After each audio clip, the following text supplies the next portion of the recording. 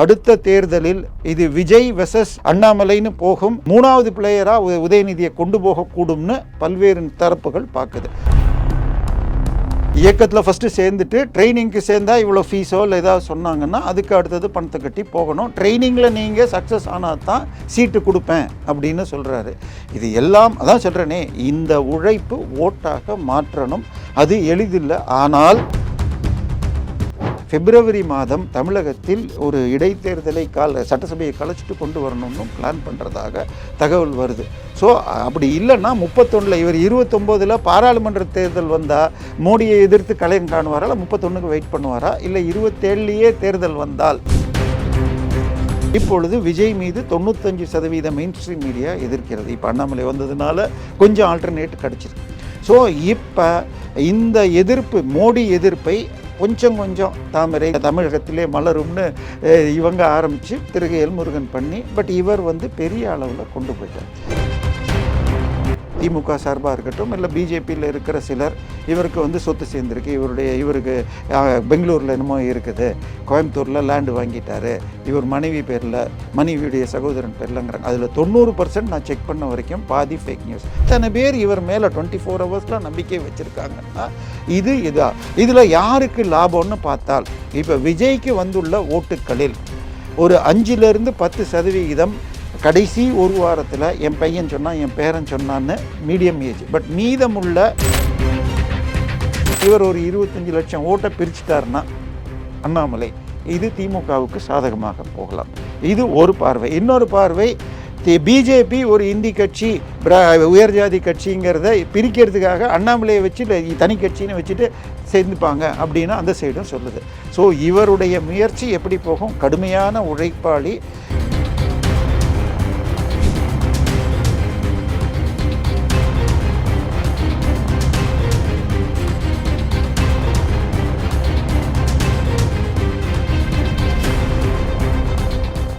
Real one உறவுகளே, நடுநிலையோடு பொறுப்புடன் செய்திகளை வழங்கி பல லட்சக்கணக்கான மக்களின் நம்பிக்கையை பெற்ற நமது சேனலின் வளர்ச்சிக்கு உங்கள் ஆதரவு தேவை. இந்த ஊடக பயணம் தொடர்ந்து வலுப்பெற திரையில் தெரியும் QR கோட் ஸ்கேன் செய்தோ அல்லது டிஸ்கிரிப்ஷனில் உள்ள வங்கி விவரங்கள் மூலம் உங்களால் முடிந்த அளவு சப்போர்ட் செய்யுங்கள். உங்கள் ஒவ்வொரு ஆதரவும் நமது குரலை இன்னும் பல லட்சம் பேரிடம் கொண்டு செல்ல உதவும்.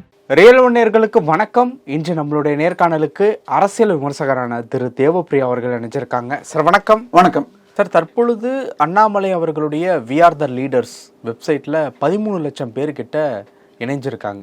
அதாவது ஆரம்பித்த 24 ஹவர்ஸ்க்குள்ளேயே 12.5 லட்சத்தை தாண்டிருச்சு.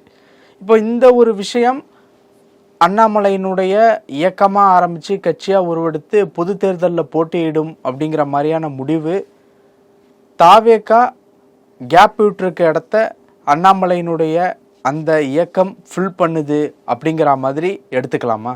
இல்லை, இது 3 விதமாக இருக்குது. ஒன்று, அண்ணாமலை என்ற ஒரு தனி நபர், அவருடைய டேலண்ட். அவர்கிட்ட போய் நீங்கள் அமீபாலிருந்து ஜெப்டோ வரைக்கும் எதை பற்றி கேட்டாலும் அவர் நமக்கு புரிகிற அளவுக்கு இருக்கிறது, ஸ்கூல் சாமானியனுக்கும் புரிகிற அளவுக்கு அவருடைய பார்வையில் எளிதாக விளக்குபவர். கடின உழைப்புன்னு சொன்னால் கிட்டத்தட்ட 2 வருடம் என் மகள்களையே பார்க்கலங்கிற மாதிரி அப்படி ஒரு உழைப்பை கொடுத்தார். ஸோ இதெல்லாம் பண்ணி காட்டியிருக்கார். இன்னும் சொல்ல போனால் இது பிஜேபியில் அவர் தலைமை பதவி கொடுத்ததுனால இல்லாமல் 2008 கேப்டனோடு சேர்ந்து அவங்க டீமில் போய் ஒரு 2009 நான் இன்டர்ன்ஷிப் அந்த டயத்தில் இன்டர்ன்ஷிப் பண்ணேன்றார். ஸோ இவருக்கு அரசியலில் இறங்கும் நோக்கம்ங்கிறது அந்த நேரத்தில் இருந்திருக்கு.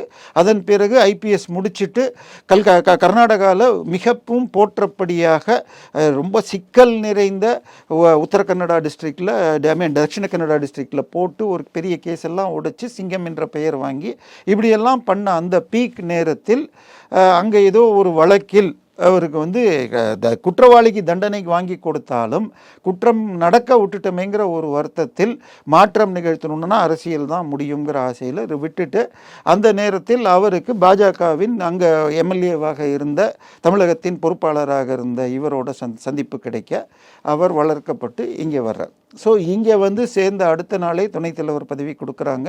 ஏன்னா அதற்கு முன்னாடி அவருடைய கேலிபரை ஆர்எஸ்எஸில் இருந்தால் இவருக்கு நல்லா தெரியும். ஸோ அதன் பிறகு 2021 தேர்தலில் அரவக்குறிச்சியில் நின்று தோக்குறார், அவருடைய ஊர்லேயே தோக்குறார். அதன் பிறகு அவர்கிட்ட கட்சி தலைவர் போஸ்ட்டை கொடுக்குறாங்க. அதன் பிறகு அதாவது 2016-19 காலகட்டத்தில் இன்றைக்கி எப்படி நம்ம பேப்பரை எடுத்தாலோ மீடியாவை திறந்தாலோ இப்போ மெயின் ஸ்ட்ரீம் மீடியாவை தாவேகாவை தற்குறிகள் இதுன்னு சொல்லி நெகட்டிவ் தாட்ஸ், சின்ன சின்ன விஷயங்களையும் பெருசு பண்ணுறது, அமைச்சர்கள் செய்கிற தவறுகளை சொல்கிறது, திரு விஜயகாந்த் அவர்கள் தவறான உச்சரிப்பு இல்லை லேசாக தட்டினா எப்படியெல்லாம் பண்ணி அவர் அமுக்குனாங்க. அதே மாதிரி மோடியை பெரிய அளவில் எதிர்த்த மாதிரி இப்பொழுது விஜய் மீது 95% மெயின் ஸ்ட்ரீம் மீடியா எதிர்க்கிறது. இப்போ அண்ணாமலை வந்ததுனால கொஞ்சம் ஆல்டர்னேட் கிடச்சிருக்கு. ஸோ இப்போ இந்த எதிர்ப்பு, மோடி எதிர்ப்பை கொஞ்சம் கொஞ்சம் தாமரை தனியை தமிழகத்திலே மலரும்னு இவங்க ஆரம்பித்து திரு எல்முருகன் பண்ணி, பட் இவர் வந்து பெரிய அளவில் கொண்டு போயிட்டார். பட் அது ஓட்டாக மாறிச்சான்னா கண்டிப்பாக 2024 தேர்தலில் பிஜேபி தலைமையிலேயே ஒரு கூட்டணி அமைச்சு 18% வாங்கினார். ஆனால் இந்த பக்கம் என்ன சொல்லுவாங்க, 2014 தேர்தலில் கேப்டன் தலைமையில் என்டிஏ திமுகவும் இல்லாமல் அதிமுகவும் இல்லாமல் அதே மாதிரி 18 வாங்கினாங்க. அப்போ வெறும் 9 சீட்டில் தான் பிஜேபி நின்று, ஆனால் கூட்டணியில் 14 நின்று தேமுதிகவோட 8 சீட்டில் நின்று பாமகவோட அதிகம்தான் வாங்கினாங்க. ஸோ ஓட்டில் பெரிய மாற்றம் இல்லை. ஆனால் அப்பெல்லாம் நின்னது எங்கன்னா ஒரு 7-8 சீட்டு, கன்னியாகுமரி, சவுத் மெட்ராஸ், கோயம்புத்தூர், ஏற்கனவே நின்ன ஒரு 7-8 தொகுதியே திருப்பி இது பண்ணப்ப இந்த முறை 23 தொகுதி தாமரை என்பதை கொண்டு போயிருக்கார். பட் இவருக்கு இன்னொன்று, இப்போ நான் புதுசாக பேச ஆரம்பிக்கிறேன்னு வச்சுக்கோங்க, என்னுடைய வீட்டில் இருந்து சேனலில் நான் பேசினா முதல் 2 வீடியோ 200-300ன்னு போகும். ஆனால் இப்போ நம்ம சேனல் மாதிரி வந்தால் 10-15 ஈஸியாக. அது மாதிரி பாஜக என்ற பிளாட்ஃபார்மை இவர் பயன்படுத்தி கொண்டு இவர் 20 வருஷம் கழித்து அடைய வேண்டிய நிலையை இப்போ 5 வருஷத்தில் அடைஞ்சிட்டார். ஸோ 2 பாஜகவும் லாபம் பெற்றிருக்கு, இவரும் பண்ணியிருக்கு. இன்னொன்று டிரான்ஸ்பரன்சி, வெளிப்படை அரசியல். என்னுடைய பேங்க் அக்கௌண்ட் அத்தனையும் போடுறேன்னு சொல்லி, அதாவது ஒரு வாட்சு என்ன வாட்சுன்னு சொல்லி செந்தில் பாலாஜி கேட்க என்னுடைய bank account, credit card, debit கார்டுலேருந்து எல்லாத்தையும் போடுறேன்னு சொல்லி போட்டு அவர் மீது வழக்கு போட்டு இவர் டிஆர் இவர் வந்து இன்னைக்கு பாலு கஷ்டப்பட்டுட்டு இருக்காருன்னு தெரியும். ஆனால் அதே நேரத்தில் அவரை எதிர்த்து பேசுகிறவங்க திமுக சார்பாக இருக்கட்டும், இல்லை பிஜேபியில் இருக்கிற சிலர், இவருக்கு வந்து சொத்து சேர்ந்துருக்கு, இவருக்கு பெங்களூரில் என்னமோ இருக்குது, கோயம்புத்தூரில் லேண்டு வாங்கிட்டாரு, இவர் மனைவி பேரில், மனைவியுடைய சகோதரன் பேர்லங்கிறாங்க. அதில் 90% நான் செக் பண்ண வரைக்கும் பாதி ஃபேக் நியூஸ். பெங்களூரில் இருக்கிறதுல இவருக்கு ஒன்றும் அங்கே நடக்கிற மாதிரி தெரியல. பட் திருப்பூர் சிலதில் 1-2 சில இன்வெஸ்ட்மெண்ட்டுகள் இருக்குது இவருடைய மனைவி சகோதரர் பேரில். ஸோ பாசிட்டிவாகவும் நிறைய விஷயங்கள் இருக்குது. இவருடைய உழைப்பில் கொண்டு போக முடியும். ஆனால் பேச்சு திறமை மாத்திரம் ஒருத்தருக்கு போதுமா? இப்போ இவர் 1.5 மணி நேரம் 2 மணி நேரம், இன்னைக்கு அவ்வளோ நேரம் யாரும் உட்காரல, 1/2 மணி நேரத்துலேருந்து 1 மணி நேரம் இல்லை, நான் சொல்கிறது பப்ளிக் மீடியா இல்லை, 1 மணி நேரம் 1.5 மணி நேரம் வரைக்கும் திருமாவளவன் அல்லது சீமான் போன்றவர்கள் கட்டி வைக்கிறாங்க. இவர்கிட்டையும் அது இருக்குது. ஆனால் அவங்களால 4-5%, திருமா 2%, இவர் 8 வரைக்கும் ரீச் பண்ணார். ஸோ தனியாக ஆரம்பித்து சீமான் இன்னைக்கு 4% இருக்காருன்னா, இவர் நேற்றுக்கு வாங்கியிருக்கிற 14%ங்கிறது 5.5 கோடி ஓட்டுருக்கு 2%. அது அத்தனையும் ஓட்டாக மாறினா. ஆனால் நம்ம யூடியூப்பில் இப்போ 30,000 வியூ வருது நம்ம வீடியோக்குன்னா, அதில் 10,000 தமிழ்நாடு, 10,000 இந்தியா, தமிழ்நாட்டில் வெளியில் இருக்கிற இந்தியா முழுக்க இருக்கிற தமிழர்கள், மீதி வெளிநாடுன்னு போகும். இப்போ இந்த 13 லட்சத்தில் தமிழ்நாட்டில் இருக்கிறவங்க எத்தனை பேர்?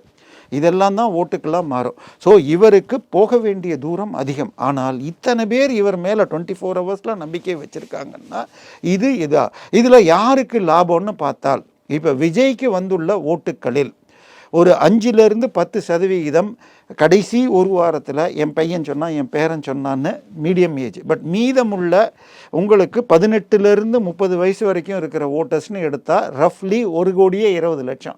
அதில் 60% பேர் போட்டிருக்காங்கன்னு வச்சுக்கோங்க. அந்த இது 80 லட்சம் பேரில் இவர் ஒரு 25 லட்சம் ஓட்டை பிரிச்சுட்டாருன்னா அண்ணாமலை, இது திமுகவுக்கு சாதகமாக போகலாம். இது ஒரு பார்வை. இன்னொரு பார்வை, பிஜேபி ஒரு இந்தி கட்சி உயர் ஜாதி கட்சிங்கிறத பிரிக்கிறதுக்காக அண்ணாமலையை வச்சு தனி கட்சின்னு வச்சுட்டு சேர்ந்துப்பாங்க அப்படின்னு அந்த சைடும் சொல்லுது. ஸோ இவருடைய முயற்சி எப்படி போகும்? கடுமையான உழைப்பாளி, டவுன் டு எர்த், இறங்கி எங்கே வேணாலும் யாருக்கு வேணாலும் பதில் சொல்வார். ஈவன் சீமானோ இவர் கூட உங்களுக்கு ப்ரெஸ் மீட்டை சந்திக்கிறதுல அந்த அளவுக்கு திறமைன்னு சொல்ல முடியாது. இப்போது ஏன் கூட்டணியிலேருந்து வந்தீங்கன்னு திரும்ப எவ்வளவு தடுமாறுகிறார்னு நம்ம பார்க்குறோம். ஸோ இது எல்லாம் இருக்கிற திறமையில் இவர் அடித்து ஆடினால் வேகமாக வளரக்கூடும். அடுத்த தேர்தலில் இது விஜய் வெர்சஸ் அண்ணாமலைன்னு போகும். மூணாவது பிளேயராக உதயநிதியை கொண்டு போகக்கூடும்னு பல்வேறு தரப்புகள் பார்க்குது. ஸோ அந்த அளவுக்கு போகுமா இல்லை மூணாகத்தான் பிரியுமா? ஏன்னா கடந்த 50 வருஷம் 77 தேர்தலில் 4 முனை போட்டி. அதில் ஜனதா கட்சி 19%, 10 எம்எல்ஏ.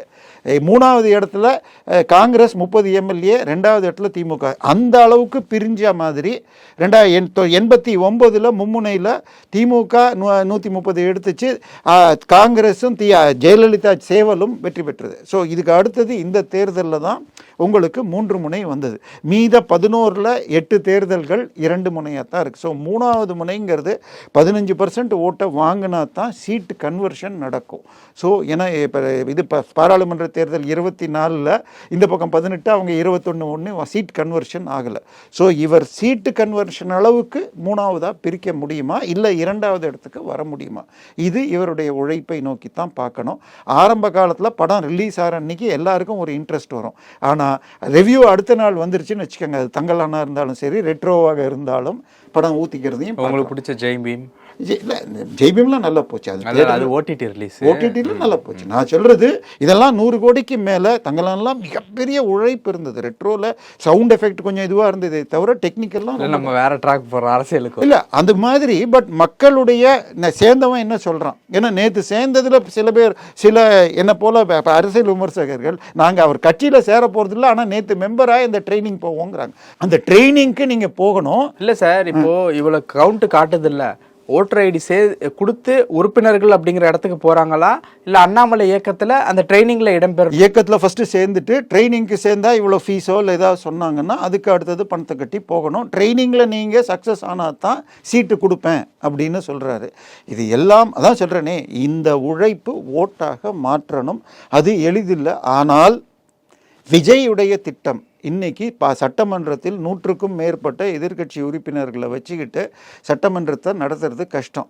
ஜெயலலிதா எப்பயுமே இப்போ இது விவாதம் இல்லாமல் இருக்கணும் 110 விதின்னு சொல்லி பண்ணுவாங்க. அதை திருப்பி ஸ்டாலினும் பின்பற்றினார். இப்போ 100 பேர் எதிரில் வச்சுக்கிட்டு அதை கூட அவங்க கேள்வி கேட்க முடியும். எதுக்கு 110லாம் கேட்க முடியும்.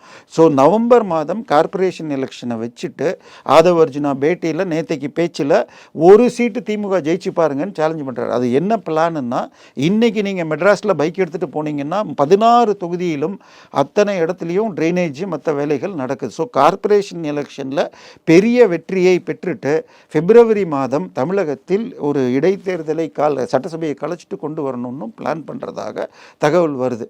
ஸோ அப்படி இல்லைன்னா 31 இவர் 29 பாராளுமன்ற தேர்தல் வந்தால் மோடியை எதிர்த்து கலையம் காணுவாரா, இல்லை 31க்கு வெயிட் பண்ணுவாரா, இல்லை 27லேயே தேர்தல் வந்தால் அப்போ அண்ணாமலை வெர்சஸ் விஜய்னு மாறுமா? அதை தான் பார்க்கணும். ஓகே சார், பல விஷயங்கள் பேசியிருக்கோம். நேரத்துக்கு நன்றி.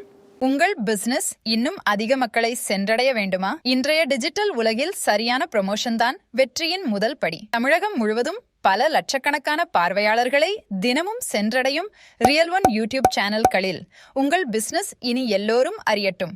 குறைந்த செலவில் அதிக ரீச். உங்கள் பிராண்டுக்கு நம்பிக்கையும் வளர்ச்சியும் சேர்க்க இன்றே எங்களை தொடர்பு கொள்ளுங்கள். 928 008714